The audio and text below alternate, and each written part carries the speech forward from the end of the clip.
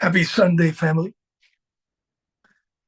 I am Celestino Cornel, and I am grateful that you have chosen to share your Sunday with me. I hope you all thoroughly enjoyed the Halloween festivities. I know that some of you attended some really fun parties, and Halloween parties, they're always the best. I love all the costumes, the candies, of course. I'm the one that's always digging for the chocolate. And it's really just a beautiful opportunity to let one's inner child come out and play. I have had some magical fun, on Halloween. But inner child. So much is said about the inner child. But what exactly is the inner child? What are unmet emotional needs? Really, Abby in. What are these needs that keep us stuck in certain relationship patterns? What triggers that in a child to cause us to behave in an irrational, emotional, immature way? These are all very important questions. And this morning, we're going to address them all and more. But who is this webinar for? Well, if you haven't been stuck in life, faced recurring patterns that you just can't break, if your behavior has been cause for you to miss out on certain opportunities or cause you to really screw things up with a loved one, you're in the right place. see, I see you smiling, Matthew. If you are seeking a profound self-transformation, healing, growth, you're in the right place. But before we dive in and discuss the key to your liberation, the keys for you to go from hurt to healing, I would like to take a moment and do a bit of housekeeping. The webinar is being recorded. I did make sure that before we started. And you will be emailed a replay link. So if you need to use the restroom, grab a snack, go ahead. It's all good. It's being recorded. And you will be emailed a replay link. The energy of number 5 rules my life. I was born on the 5th year, on the 5th day, and raised by 5 powerful women. And in honor of this, I would like to share 5 practices for us to observe during our time together. Number 1 is that we will commit to speaking our truth. There's nothing weird about your truth. You are okay.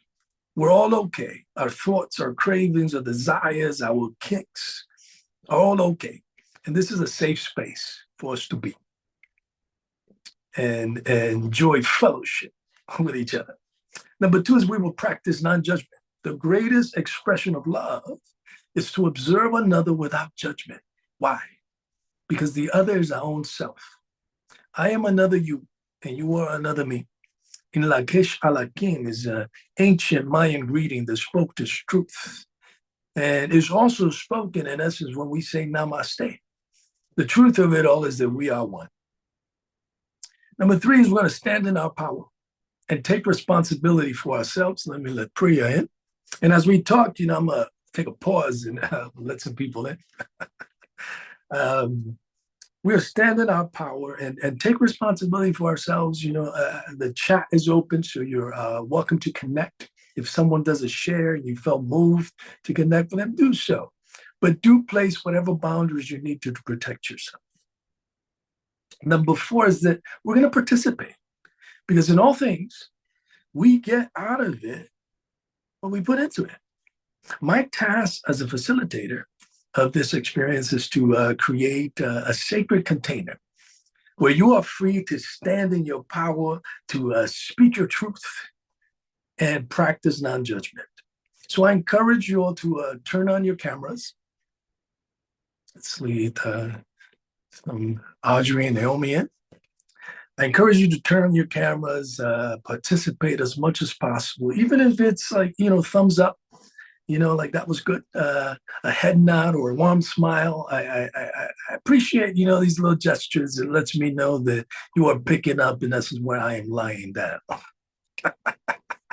Uh, Depending on how we're doing on time, at the end of each section, I may stop to answer some questions. Otherwise, what I'll do is at the end, I'll host a Q&A to ensure that everyone's question is answered. But in either case, what I would like for you all to do is that as questions come up, I don't want you to lose it. So write it down in the chat. And, when I take these pauses, I will scroll through the chat and ensure that I answer everyone's question. And trust that if you have the question, it's because the answer will benefit not just the collective, but also yourself. See, in this state of oneness, we are truly pieces of the puzzles just coming together to solve ourselves. So when you have this question within you, don't hesitate. There's really no such thing as a stupid question. Just ask away, and we're going to unpack it together. We, in essence, are the ambassadors of our bloodline. And you are here because, like me, you are called to transmute the pain, the hurt that courses through your DNA and heal your bloodline. Heal people, heal others. We are the ones that we've been waiting for. But sometimes it doesn't seem so, because in life, as we go through our day to day, sometimes certain things happen that trigger us and cause us to spiral into these self-sabotaging behaviors. Triggers are external stimuli. Let's let JJ hit. That remind us of past traumas and activate our body's stress response. These triggers can be anything from a certain smell or a sound specific to a situation or interaction. It could be a scent. But ultimately, by recognizing our triggers, we can begin to understand how our past experiences are influencing our present reactions. Let's let Fran in. Triggers, in essence, are tied or activated by specific situations, words, behaviors, and they just cause these intense reactions from us, emotions such as fear, anger, sadness, or anxiety. That could result in just a strong physical or psychological reaction.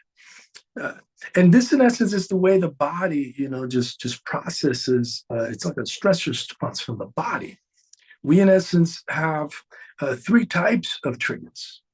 One is emotional trigger. These are events or situations that evoke strong emotions because they connect to an unresolved past experience or wound. There's physical triggers. These are sensations like a touch. It could be maybe someone has touched you a certain way, or you hear a certain sound, or a smell. It just kind of triggers you into remembering a thing, or even worse, not even remembering, but just behaving in a certain way, like a reaction, almost like a reflex that you're not quite sure. Another type of trigger is a situational trigger. These come about from being in an environment or a situation similar to those where the original trauma or pain occurred.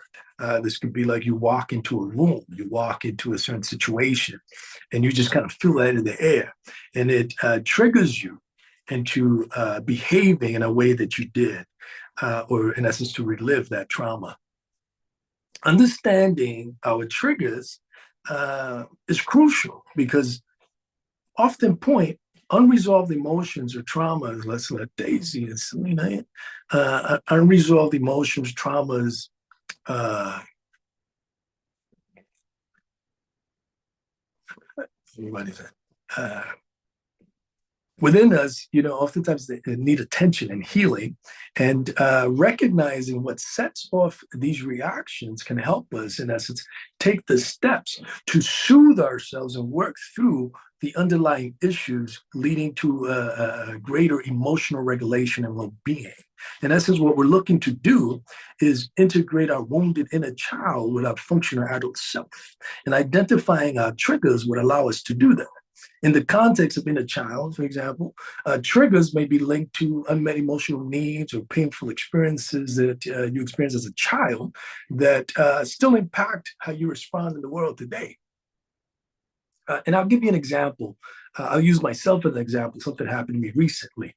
As some of you may or may not know, I'm an actor. And this week has been a really fun week for me. Because I guest starred on an NBC TV show called Found, and the episode aired this week. And if you missed it, it's streaming on NBC, it's streaming on Peacock, and I appear, in season 2, episode 5 that just aired this week. And if you've never heard of the show, definitely check it out. Not just because I'm in it, but it's a really great show. It centers around a crisis management team led by Gabby Mosby, which is played by the lovely Shanola Hampton.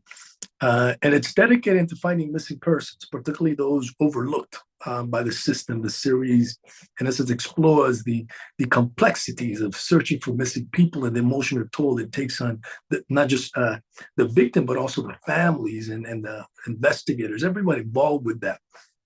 And each episode kind of tackles a unique missing persons case, all inspired by a real life story. And in this occasion, I got to play a dad in distress who's been searching for his missing daughters for a very long time. And it was fantastic because I rarely get to play just a very vulnerable individual. I usually, I'm asked to play tough guys, because I sound the way I do and look the way I do. But I'm truly a nice guy. But yeah, it's a very intense, heartful show, and you guys watch it. It's going to be really cool. I can see some of you guys are fan. David, love it, very cool. I also, have another show airing called Fight Night, where, I was given the opportunity to work along some amazing actors like Samuel Jackson, Taraji P., and Terrence Howard, Don Cheadle, Kevin Hart. And it's, trailblazing series, also based on true life and stream on Peacock. But yeah, here's the deal. A few weeks ago, I got invited to the Able Show, which is, this super unique production that's created by and for individuals with disability. And it includes a podcast, talk show, and a docuseries. And the aim of it is to create employment opportunities and increase visibility for people with disabilities in the entertainment business. And I had so much fun taping it, but something happened that was very triggering for me.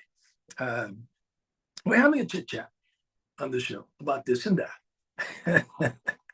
And the fact that I was on Fight Night comes out. And one of the hosts says, you were in Fight Night? I don't remember you. And I was like, yeah, I was in Fight Night. I was, the first 2 episodes before, they killed me off. And he says, oh, bummer, I don't remember you. It would have been nice to have seen more of you. Which, I say gracefully, I was just happy for the opportunity, to be part of this show with this amazing cast and blah, blah, blah. But here's the truth of it. It was very triggering for me. And, after the show, I leave the show and I'm driving off and I'm really like worked up and I'm bothered by it. I fell into this self-sabotaging behavior of condemning myself and downplaying my achievements. And this carried on for days, where I was just, just beating myself up. I messed up. I fucked up this opportunity. And yeah, I'll tell you all the backstory of what happened. A couple of years ago, I had the audacity to question the narrative. Uh, and openly voice my opinion against mandates and stuff like that. And because of that, I was condemned and I was benched. The industry sort of just turned their back on me. So I wasn't working for a couple of years. Then early this year, everything changed. I was given the opportunity to get back in the game with this amazing project, and Fight Night was one of them. So I was super excited. It was a great opportunity to just come out the gate, running. And it was fantastic. Now, everything has changed. I come back to this, everything has changed. Everything is virtual now. So I'm invited to the table read, and it's virtual. It's being done via Zoom. Never have I done that. It's kind of like, if you've been in a long relationship and after a long while, you now find yourself having to go back into the dating pool and you realize everything's changed. Now it's all about app dating. And if you're not into app dating, you're dead in the water. Everything's different now. That's how it was for me. All these big actors are in my Zoom grid. They're cracking jokes, making small talk. It was like this big old meet and greet. But my camera was off. My mic was off. So I'm scrambling, trying to figure this out. And there's nothing I can do. I'm trying everything, nothing I can do. And I start getting nervous and upset about the situation because the table read starts, we're reading through lines, and soon enough, my lines are coming up. And boom, it was my turn to speak, and I couldn't speak. I was trying everything. I was like crickets. Then somebody runs in and starts reading my lines. And I tried everything. Ultimately, I got so upset that I logged off. And I'm just trying to walk it off, walk my dog. And then moments later, I get a call from my on-set liaison wondering why I wasn't in table read. Like, why weren't you in table read? I was, I was there. I was in the table read, but my camera was off. My mic was off. And after, the conversation, she apologized. She was like, well, somebody screwed up because you should have been on camera. Your mic should have been on. Let me try to figure things out to get back to you. She gets back to me. And she's like, we sorted out, please log back on. And by this time, it's like, the train has left the station. And, I'm all agitated and upset and trying, finally I just decide, what? I'm going to chuck this one off as a loss. And I'm going to, show up on set and do my thing. But what happens? About 3 or so days later, I get a new script. And I learned that they're killing me off. Coincidence? I think not, because I was meant to stay through the entire season. But with that hiccup, boom, I get killed off. So I'm only in the first 2 episodes and barely in the second episode. And it wasn't written like that originally. So when I was in this interview and the host is like, I don't remember you, what happens? What was so triggering about that? Well, here's the thing. As I sat longer with this, like, why am I having such a hard time with this? I got to the root issue of it, which was that my inner child felt unseen. Just like I did when I was a little boy. I didn't feel seen. I didn't feel understood. I didn't feel like I had value. And that situation triggered me. And it was like doubly, because not just in the interview, but during the table read. It's like, oh, everybody else is cameras, they're talking, and I'm feeling really small. And as it continues and I'm trying everything to fix the situation and it's not working, I get more and more upset. But it's my inner child. My parents never truly saw me. I did not feel safe to express my emotions. I was told what to do rather than allowed to explore who I was and make decisions for myself. The decisions were made for me. It was made for me even after I was 18 or 21. It was made for me. It's a close Latino family. We have family meetings and regular interventions to make decisions for you. I discovered myself when I moved. Listen, I moved from my house rather young. I was, in my early 20s. I got my own place, but still, I was like 30 minutes from my parents' house in Miami, same place, right? I didn't truly explore, discover myself until after I moved 3,000 miles across the country to California and at that distance from my family where I didn't have to concern myself if I was doing this or doing that, that my family, my mom was going to show up at my door. This is where I got earrings, I got tattoos, I got a motorcycle. I was really exploring myself. Anyhow, once I understood the root cause of my trigger, I released it and I began the journey from her to her. And this morning, I will share some of the tools that have worked so beautifully on me, that have worked so beautifully on many of my students and impacted their lives for the better. The concept of the inner child was introduced by renowned psychologist Carl Jung. Jung recognized that our inner child holds a tremendous influence over our adult lives. Our inner child represents the emotional and psychological aspect of ourselves that's associated with our childhood experiences and feelings. The inner child holds both pleasurable experiences as well as wounds and unmet needs. As such, addressing our inner little represents an immense emotional connecting with our inner child, represents an immense potential for growth, for healing, and pleasure within us. And not just in identifying unmet needs and wounds, but also reconnecting with those things that bring us pleasure. A lot of finding ourselves home or going home, back home to self, is reconnecting with the things that we enjoyed as children. And that brings us immense pleasure. So a lot of times, I have my students reconnect with painting, drawing, with playing tennis, with dancing, with all these little things that they enjoyed as children. And they discover an immense well of joy. Childhood memories, in essence, are an integral part of who we are and are deeply intertwined with our emotional well-being. Positive memories, pleasurable memories, they form the foundation for connection, resilience, for joy, while negative memories hinder our self-worth and often manifest as low self-esteem, anxiety, limiting beliefs, sabotaging behaviors, and difficulties forming healthy relationships. Unmet emotional needs, for greater clarity, refers to feelings, desires that we had as children that weren't adequately addressed or fulfilled by our caregivers or the environment where we were born into. You see, as children, we have basic needs. They go beyond just food, shelter, and safety, but they are just as essential. And these include love, affection, attention, acceptance.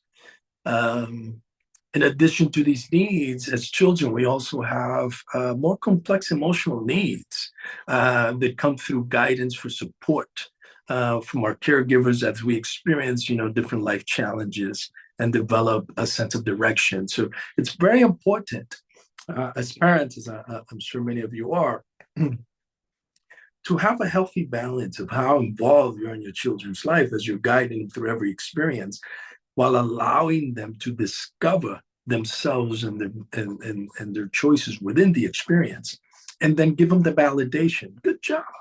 Good job, Johnny. That was fantastic. That's very important. When these needs are met, the children develop a strong sense of self-worth, emotional stability, and confidence in their abilities. Now, when our childhood emotional needs go unmet, it can have a lasting impact in our lives. I mean, I'm a grown man, and I do this work, like I live and breathe this work, not just employing it in my own self, but with my students. And still, I'm affected by some of the experience I had as a child. And, I've experienced some horrific stuff, but no need to go that dark with it today. In any shape, for example, If we grow up without affection, without connection, we may struggle forming and maintaining intimate relationships as adults. If we lack structure, if we lack stability, we may experience difficulties maintaining healthy boundaries and managing our emotions. Like I did, it was just very upsetting, and I kind of wigged out, and I didn't handle that very well, and it affected me. Our parents played a crucial role in shaping our development and emotional well-being. Unresolved traumas and issues with our parents continue to influence, and this is where we learn to model the behavior, not just within our own self and how we perceive the world, but also how we model relationships, how we express love within the relationship. So many times, if we have a parent that was emotionally unavailable, we tend to gravitate to partners that were emotionally unavailable. And this is so because we are unconsciously seeking out the opportunity to heal that wound. In other words, that inner child is seeking out opportunities to be seen, to be validated, to be heard. And ultimately, there are two types of parenting styles. One is intrusive, the other one's neglectful. Intrusive parenting, and many times, like in my case, maybe in your case as well, you have one parent that's intrusive and the other parent that's neglectful. So you get a double dose, a little bit of this and a little bit of that. So, for example, my mother was very intrusive. My father was neglectful. This dude was barely there emotionally. Even when he was present, he wasn't there. He's very old school. He's got to work, and come home, watch a little TV, and then, rinse and repeat. Very neglectful, emotional, right? Intrusive parenting is excessive control, involvement in the child's life, lack of respect for the child's boundary, and this, in essence, results in feeling of suffocation. Like I would literally have panic attacks, anxiety attacks as a child, always feeling like someone was looking over my shoulder watching me. And this, in essence, diminishes your sense of autonomy and creates difficulty in developing healthy boundaries. Neglectful parenting, on the other hand, involves lack of attention, lack of emotional support, and responsiveness to a child's needs. Like one of the things that I wanted to hear from my father was, I'm proud of you. I love you. You're doing a great job. And it's something that I see, and ultimately as an adult, I sat down and talked to this man. Like, are you proud of me? Things I've done, and I was able to express it again, thanks to the work, the personal work I've been doing it myself. But ultimately, individuals that experience intrusive parenting tend to seek excessive attention and validation from others, as they've been conditioned to rely on external sources for a sense of self-worth. So many times as I go through life, I found myself asking my partner or friend, how does this look? Is that, what I should be doing? Like always like second guessing and doubting myself. And that comes from that. On the other hand, individuals who experience neglectful parenting, they tend to isolate, to withdraw emotionally. And they really have a hard time creating these emotional bonds with people as they learn to protect themselves from the pain of the unmet needs and the lack of emotional support. That said, you can clearly see how important it is to understand our unresolved emotional pain and how it often lurks beneath the surface, influencing our thoughts, our feelings, and actions in ways that may not be in alignment with our greatest intention. And this, in essence, causes a lot of people to move about this earth feeling depressed, like this chronic depression, with anxiety, with feelings of victimization, with a sense of abandonment. prone to self-sabotaging behaviors, uh, uh, decisions, explosive anger, negative self-talk, overwhelming feelings that they just can't process, you can't handle. Maybe they fall into these people-pleasing tendencies and have difficulty forming meaningful connections. And oftentimes they find themselves repeating patterns and choosing partners who mirror their unhealed core wounds and unmet emotional challenge needs without realize it. Like, they just keep going from one narcissistic asshole to the next without understanding, like, why is this happening? Why is this? You know, to break the cycle, it is essential that we create a conscious awareness of our wounds and also recognize that we have the power to go from hurt to healing. The healing process requires us, in essence, to reparent ourselves through deep self-reflection, self-compassion, and a willingness to do the necessary inner work to integrate our wounded inner child with our functional adult self. And each and every time we have to do this because it's an ongoing journey. There's never a place where we arrive. And that's why I use myself as an example. We're always going through this state of constant growth and evolution when we are in our earth vessel, in our earth life. This is the process. This is the journey that, in essence, I take my students through in the Alchemy of Ecstasy, which is my 16-week personal transformation program.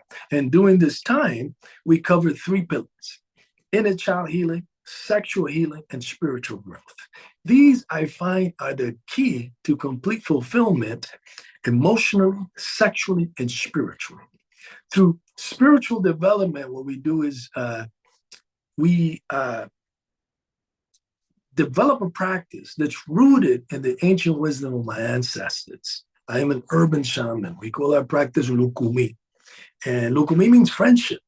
And the aim of it is in developing an elevated state of being, we call iwapele, which is loosely translated to good character, but truly signifies a harmonious balance within an individual that can be witnessed by the choices they make, how they affect his life, his family's lives, the community's lives. And this is what we do when we walk in the state of Iwapele, is we create a ripple. And this all begins with the individual in the mirror, with us making the change within us by creating a harmonious relationship with our own self, learning to speak to ourselves with love, with compassion, in the same way that we would do a beloved, someone that we truly love and care for. This is how we have to learn to speak to ourselves. And in the process, as we heal, our relationship heals, our community heals, our country heals, the world heals. But it all starts with that ripple that begins with the choice that we make to take accountability, to do our inner work. We are not responsible for what happened, but the healing, that's our responsibility. That's the growth, the learning that we've come here to do. Sexual healing involves getting to the root of your peak erotic themes to understand how they are rooted in your traumatic experiences. And in the process, what we do is that we release generations worth of shame. Through inner child healing, we identify your unmet emotional needs, your core wounds, and we address your father wound and your mother wound. We nip that in the butt, the daddy wound, the mommy wound. We deal with it. And what I like to do is I'm going to share a few strategies. Let's see how we're doing on time. How the questions are. Very good. I see that some of you folks have put some questions in the room, and I'll get to them. I have a student on, and he would like to share, so I'm given the opportunity. So what I'm going to do now is I'm going to share 3 strategies that you can begin employing in this moment to begin creating a connection with your inner child. The first thing to do is to build a connection with your inner child.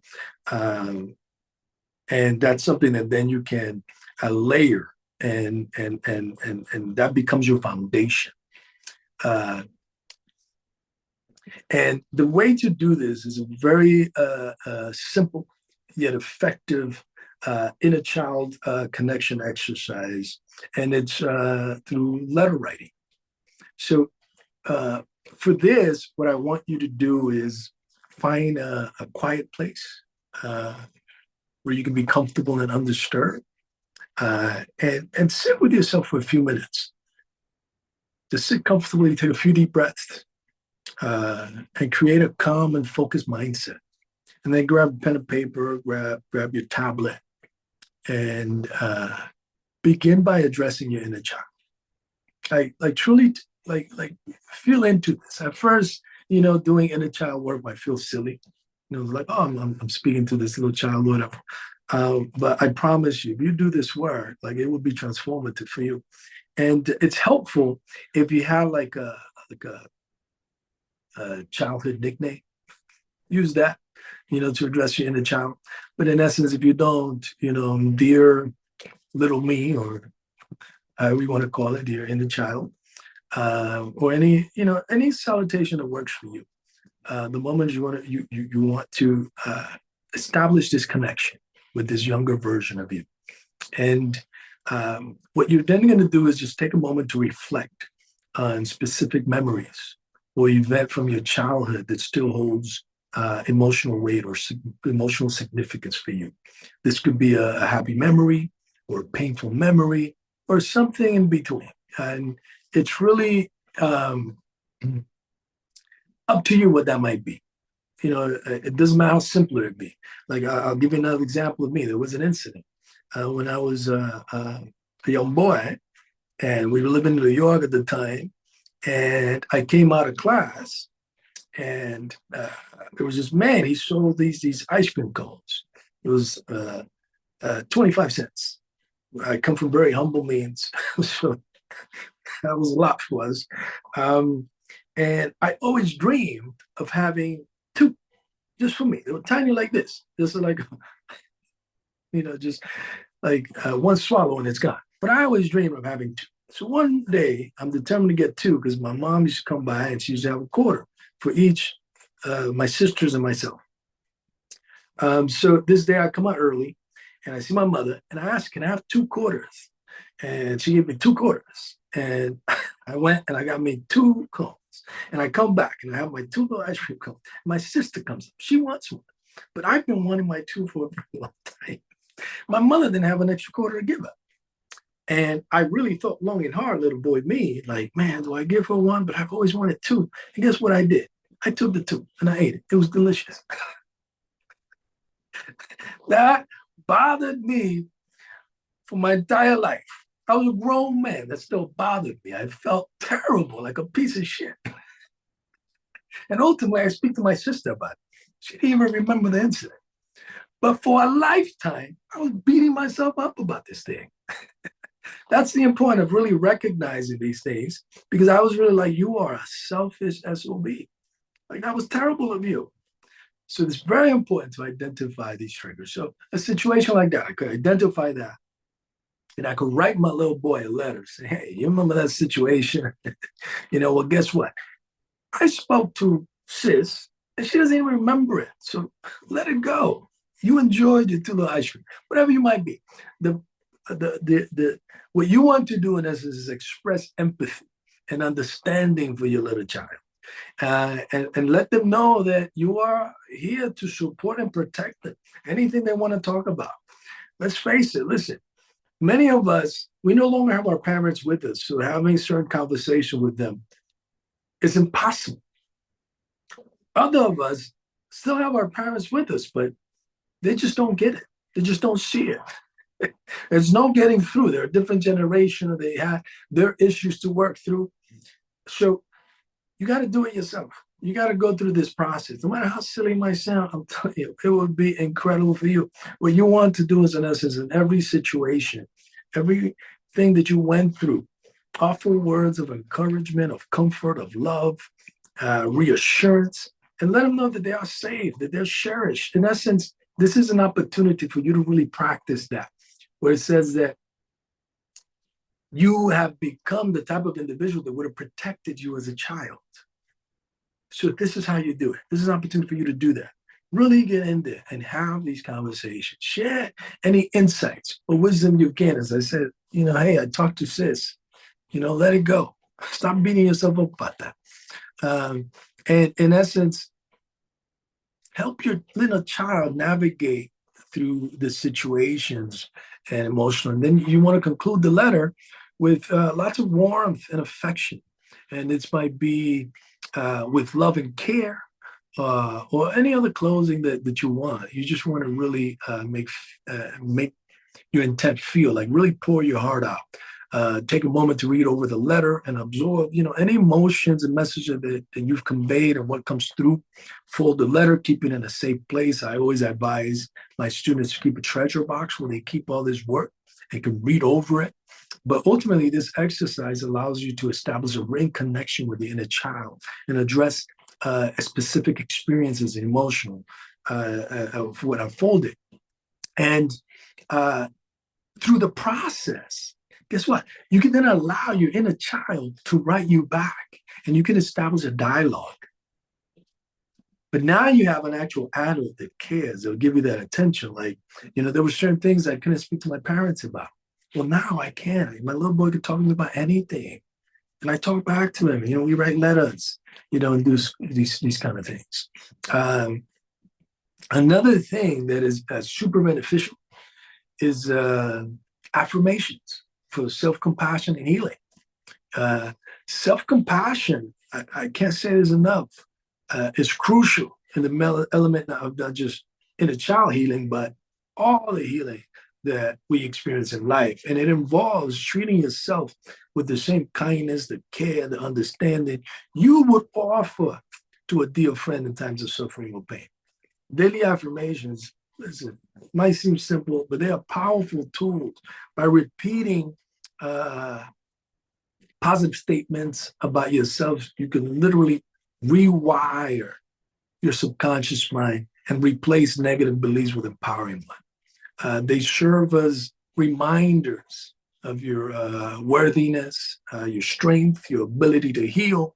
So what I would advise you all to do is identify 5 specific areas where you struggle with self-compassion, self-worth, emotional stability, confidence, etc., and then create 5 self-affirming affirmations. For example, if you often felt unworthy or undeserving of love, your affirmation could be, I'm worthy of love. I deserve all the happiness in the world. If, like me, you suffer from imposter syndrome, you can use one. I belong in every room I walk into. It's simple as that. I belong in every room I walk into. I have suffered terribly from imposter syndrome, in the entertainment business, where I've sat with these people, and that story I shared with you all, it was Zoom, but man, like seeing all these A-listers, carrying on, and it's weird. I'm in the room, virtual room, but I was still in the room, which means that I'm just like them. But something about that just caused me this immense insecurity. I didn't feel like I belong. I felt like who am I? And then the fact that my mic was off, my camera was off, reinforced this crazy belief. So I had to really dig in and do that work. And ultimately, that's what you want to do. You want to repeat these affirmations consistently throughout the day, but especially when you're triggered like I was. Just repeat it.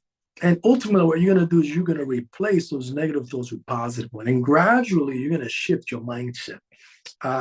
Additional to the verbalizing and repeating them, I would advise you to create visual cues. Like write them on a sticky note and put them where you can see them, where you can run into.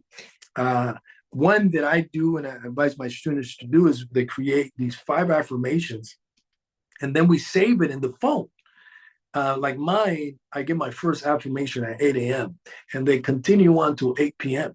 And in essence, they come, I get a notification like every 2 hours for a certain affirmation of something that I've identified I need to work through. So like every 2 hours or so, boom, I get a notification and there's an affirmation. And what I do is I just repeat it until it drifts from my mind. But this practice, as simple as it might be, is super powerful. Another one that's a favorite of mine, that it's perfect for reparenting and you can do it anywhere, is mirror work. This involves assuming that role of the loving, nurturing parent, the caregiver to your inner child, and provide the care, the guidance, the support that was lacking as a childhood. And it's super significant. And the mirror is so beautifully because it's something that you can do anywhere. Like if you find yourself, being triggered, you're wigging out at work or with a loved one or something, excuse yourself. Go use the restroom and have a talk with yourself in the mirror.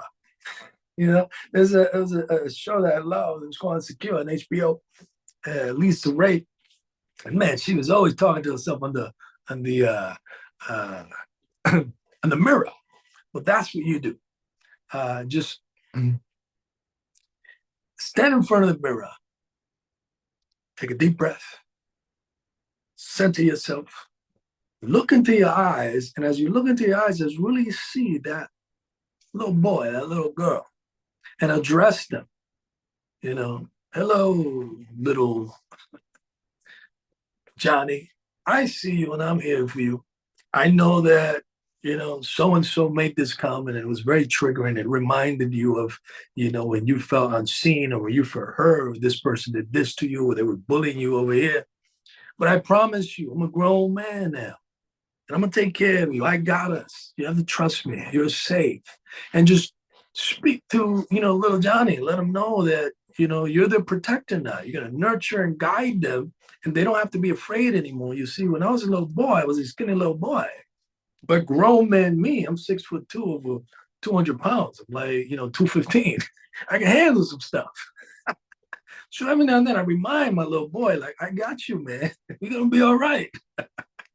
And let them know that you are committed to providing them the love, the care they deserve. And as you speak, pay attention to any emotions that might rise. I do this all the time, and sometimes, man, wow, I just break down into tears. I just really break down because I just tapped into something. And there are layers to us. So truly allow yourself to feel into these emotions without judging them. And particularly men, because we've been taught to hold in so much, and many of us don't really have anyone we can go to where we feel safe to do so, and not lose our dignity of manhood, whatever buffoonery we were told as children. Men don't cry and all this other nonsense. So this is a beautiful opportunity for you to do it for yourself and just truly reflect on giving your inner child love and compassion and making them feel safe and continue this dialogue for a few minutes. Just really get it all out. And again, allow your inner little to express itself back. And always conclude the exercise with thanking your inner little, thanking yourself for the practice, and express your commitment to continue the reparenting process. This is very powerful. I mean, I can't say enough just how powerful the mirror work is. It helps you create a direct and visual connection with your inner child and provides a very profound way for you to give your inner child the nurturing, the love, the care that perhaps was missing as a child, to make them feel safe, to make them feel heard, like they value, they're seen. And you could practice this regularly and anywhere, when you feel yourself just, going into the space, just step away. How about talk, and just step away to the restroom. It's socially acceptable. I'm going to use the restroom. I was on set, earlier this year, and it was a long day. It was a 12-hour day. And I was really exhausted, and things were just irking me and just upsetting me. And you know what I do? I stepped away to the restroom and I had a talk with mini me. And what's going on? What is your feeling? You know, and that's in essence what you're going to be doing. Um, what I like to do now is how much time we've got. Very cool. What I like to do now is I have Matt. He's one of my students, and he just want to share about his experience going through the program. And then I'm going to open it up to some questions. And I truly hope that let me unmute Matt. Is that something you do, Matt, or do I have to do it?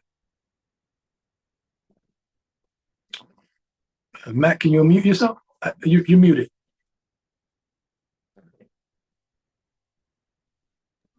How about now? Can you hear me? We can hear you now. Hello, everybody. I hope you enjoyed Celestino's lesson today.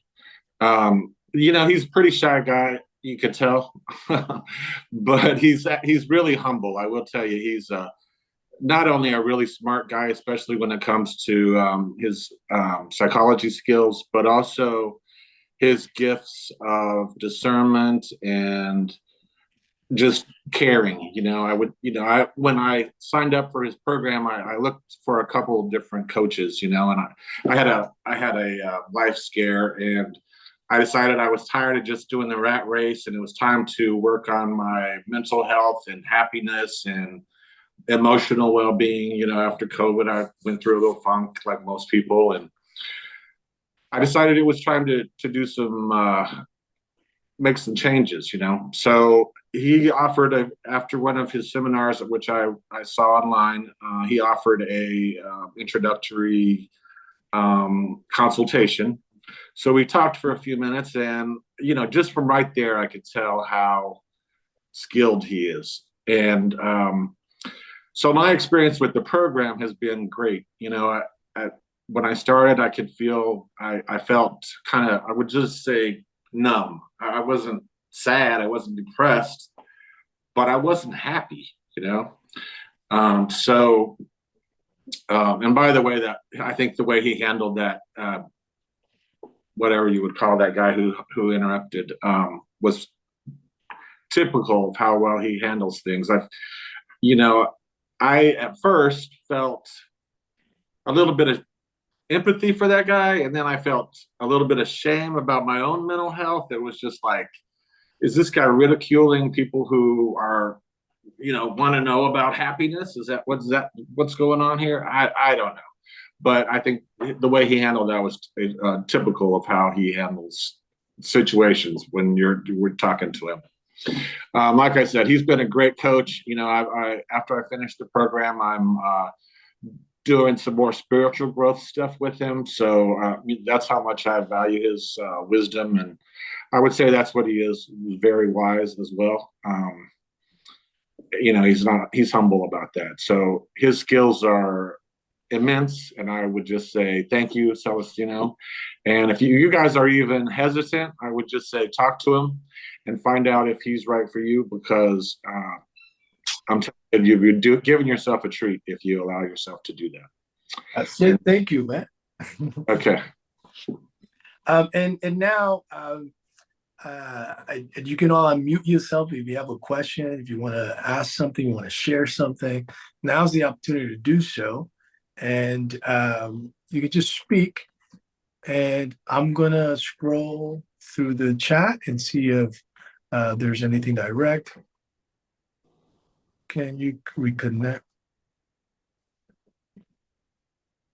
So Destiny asks, how can you reconnect with a parent that was somewhat disconnected growing up, like rebuilding a parent and child relationship? That one presents its challenges beyond what. I'm sorry, Destiny, would you like to speak? No, sir. Okay. So ultimately, that creates a bit more of a challenge.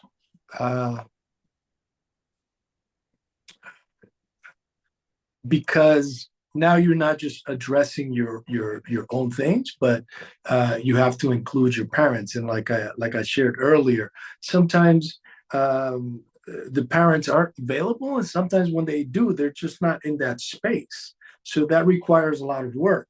Through the program, we not only address actual tools and skills to do that, but we also work through the spiritual aspects, doing ritual to create these connections. For example, another student of mine, her familiar relationship was very strained.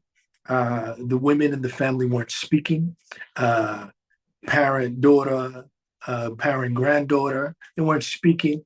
So we did a lot of work with prompts. With even recently, I had her purchase certain journals and books to share with the parent to allow them to express themselves. But beyond that, we did a lot of spiritual work, which even myself, I'm so surprised because, like I said, for years they hadn't spoken, and we did spiritual work, and now they're speaking.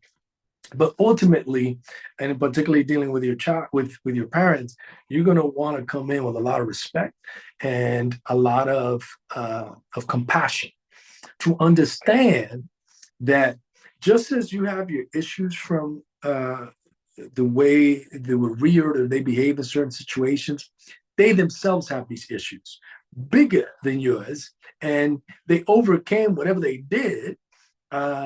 And they really strive, whether they hit the mark or not, to be a better parent for you. In the same way that you, if you have children, I'm certain, are trying to be a better parent for them. That doesn't mean that you're still not going to screw up your kids.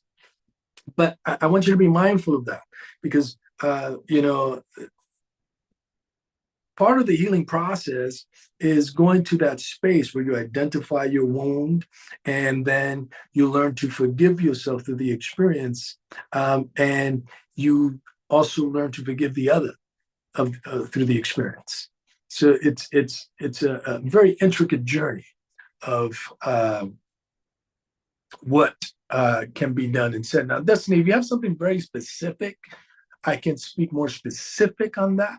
Otherwise, I would leave it just very general like that. Let's see. Audrey, if you like to speak on it, examples, I'm going to assume that you're speaking about what affirmations to use. So, I'll read, some of mine that could be very simple. One that I use is my 8 p.m. affirmation. I am strong and courageous. Why? Because my little child felt very weak many times, felt very fearful many times. So that's something that, I tell myself often. Another one is I rapidly manifest positive outcomes in my life. And these change. Like I said, you want to identify the ones that you have to work on. And then once you experience healing and transformation, those things no longer have that emotional charge, then you can work on some other areas. So over the course of many years, the work I've been doing, I have overcome a lot. So these that I'm using now is part of that. And a lot of this comes, because as I shared, I was benched for a couple of years and I felt like a total loser. So I needed stuff to kind of build up my self-esteem as I was going through that. I felt alone. So one of the ones I use is everything that I need to know to succeed comes to me naturally and effortlessly. So I use that one a lot. And that speaks to that part of me that feels that I don't know enough, that I'm not good enough. So this is just kind of an affirmation that, everything is unfolding for me and it's beautiful. Audrey, if you need more specific, please speak up. I'll leave that one as that. Grateful for, Sukia says, I'm grateful for seeing men doing the inner work, and I'm thankful for being here. I share to you. I am grateful for you. When I address my inner child for some of my reactions and certain triggers, maybe I'm ignoring something important that has something to do with my inner child, but it's just a true trigger of something that I shouldn't be feeling. Audrey, you asked this. And if you could elaborate on that so I could better understand the question, that would be great. Then I could truly speak on that. Now you're saying you want to address it in a child with some reactions and triggers. Maybe I'm ignoring something important. Yeah, I'm gonna need you to clarify that question before I could tackle it. Sorry, I have to go. You're gonna look for me into the in Instagram or look into the program. And yeah, so if you go to my Instagram, official Celestino, you click my bio, I have links, and you can just click a link and you could have like a shamanic coaching session with me where we just kind of review your unique needs. Let's see. You said there are two parenting styles. I would argue that there's a middle ground. I hope that is what I am. I give space for mine to grow and develop themselves, but they also know I am here and I guide you. Beautiful. And that's exactly what we want to do. We want to go to that middle ground. Sometimes our parents, bless their heart, they weren't able to do that. We experienced a lot of financial hardships. So my dad was off working outside of the home. My mother was working inside the home, not only taking care of us, but also sewing in between. So they were very busy. My parents are immigrants. They barely spoke English. So they had a lot of personal challenges to overcome. So I went through life placing a lot of blame on my parents. But as I got older and I began to do my own inner work, then I was filled with a lot of compassion for my parents because they truly overcame a lot. And, the kind of salary they were making, the kind of money they were making is, like, how do we survive?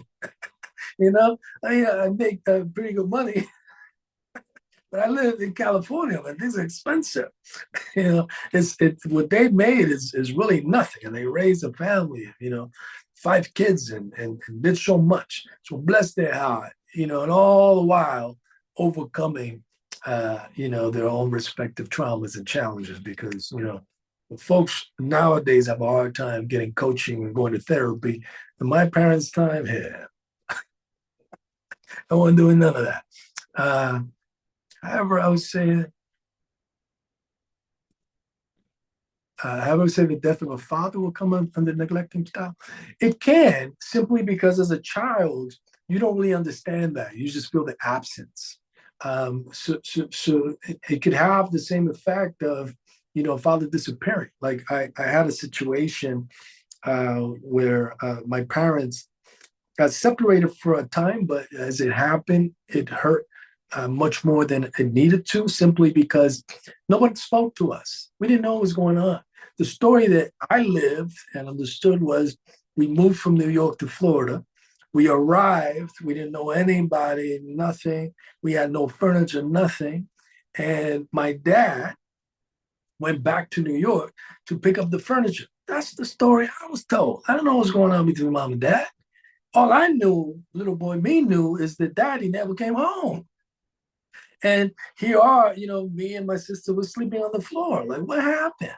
We're going to bed hungry. What happened? We don't know. So that really affected me. And truth be told, because my parents were real old school, I still don't know exactly what the hell happened. But I'm man enough, to work on myself and do the work, because that definitely falls into neglectful, not a conversation. Let's see. I didn't think I had inner child issues. Was I wrong? Oh, that's you, Matt. Yeah, that's funny. When Matt and I first had our conversation, you muted Matt, but when he and I had our initial talk, he was, oh, I come from a middle class family. It was beautiful. It was nice. And then we started digging up some stuff as we did the work. So it was beautiful to see the transformation and to witness the realization with him, like, wow, I didn't know that I was being affected by that. Let's see. Estrid says, I'm trying to summarize. My dad left when I was 8 years old. Beautiful. I mean, not beautiful, but I can relate as I just shared that story. Never came back until 3 years ago. We found him because we knew about him because he was posting on Facebook. Facebook is something else, man. It's connected a lot of people, but then you found out that he was dead. But growing up, it took me so long to date. I grew up hating men and felt like they will leave in the long run. Very good. not good, but I understand. I have tried dating, engaged 3 times by 3 different men, but I get cold feet and broke the relationship. The most recent one, I noticed getting pretty serious and I broke it off. Very good. That comes from that difficulties creating emotional connections that we spoke about earlier. I just don't know how to trust anyone, especially men always feel like they are just lying. It's weird because I want to have a partner instead of family, that I can get past feelings like, man, I completely understand. And all that you're speaking about, those are the symptoms. It's like, you know what you want. This is your attention. This is what you want, but it'll elude you. And when it comes close, you get terrified. Why? Because you're being triggered. The little girl in you is being triggered. So you definitely need to address the father wound, your daddy wound. That's what's going on. And until you don't do that, not only will you have that trauma response, but until you don't do that, sis, you are doomed to keep repeating that pattern. That's how it works in life. You're going to keep repeating that pattern until you address that wound. It's like that by intelligent design. Until you don't address that hurt, that core wound, it's not going to go away.